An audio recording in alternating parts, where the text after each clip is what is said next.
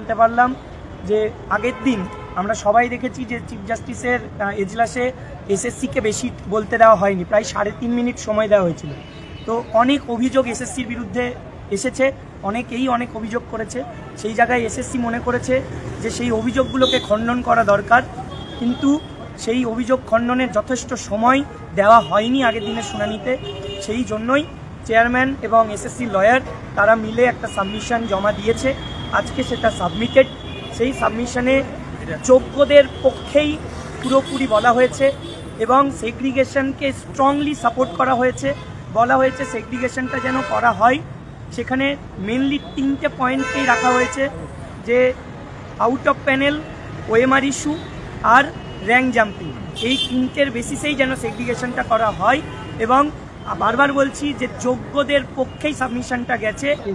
কিভাবে সেগ্রিগেশন, তারা সেগ্রিগেশনের পক্ষে আছে, সেগ্রিগেশন যেন করা হয় বা সে অনুরোধ করা হয়েছে এবং কি বেসিসে সেগ্রিগেশন হয়েছে সেটা পর্যন্ত তারা এখানে বলেছেন। Out of panel, rank jumping, OMR issue সবটা নিয়ে কিভাবে সেগ্রিগেশন করা হয় সেই বিষয়টা তুলে ধরেছেন।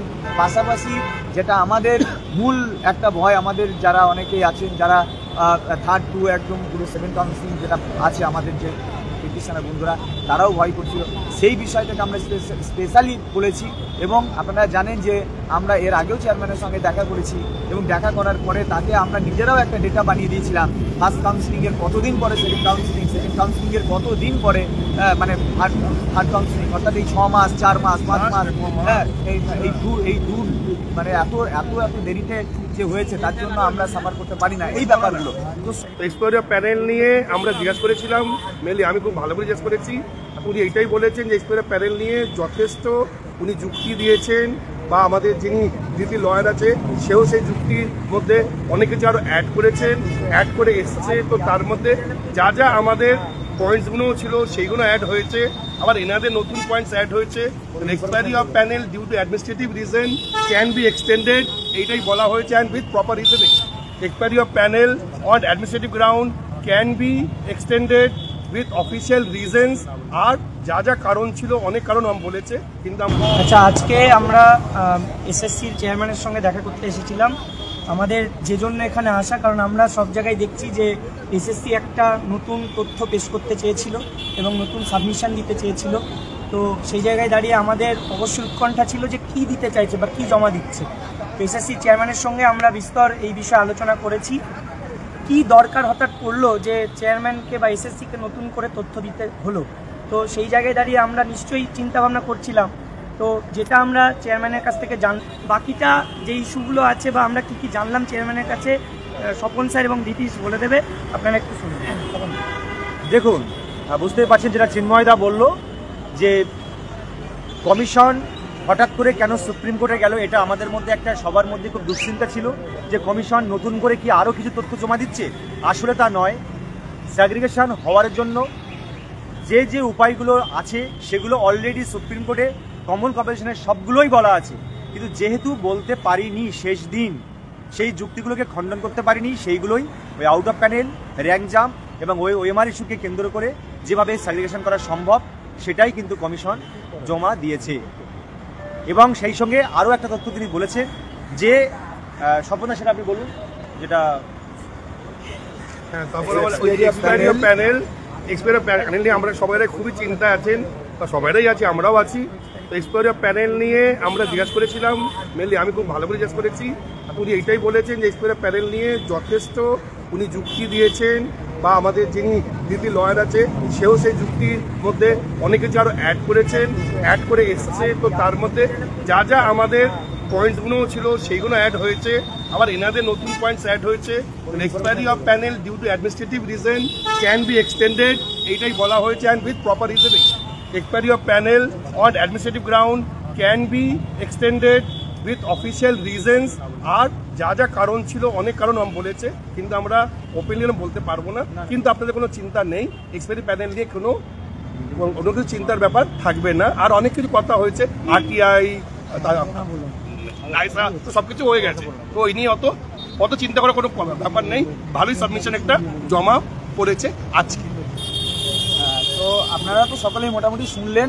আমরা তো সেই স্কুল থেকে সবাই টানা এসেছিলাম মানে আপনাদের সমস্ত চিন্তা হতাশাগুলোকে যাতে আমরাও আর একবার পুরো যাতে এখান থেকে ক্লিয়ার হতে পারি তার জন্য। প্রথমত আমরা ঢোকার পর অনেক কথাই আমাদের সঙ্গে হলো যে হঠাৎ স্টেটের আবার নতুন করে কিছু দেওয়ার প্রয়োজন হলো কেন, এসএসসি।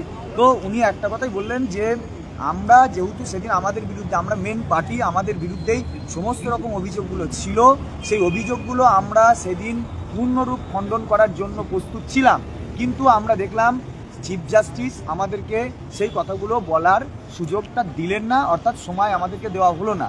তাই আমরা আমাদের দিক থেকে অন্তত কোনো গাফিলতি রাখতে চাইছি না, যাতে করে তার এটা মনে হয় যে মানে এটা যাতে মনে না হয় যে আমরা কোনো গাফিলতি করছি।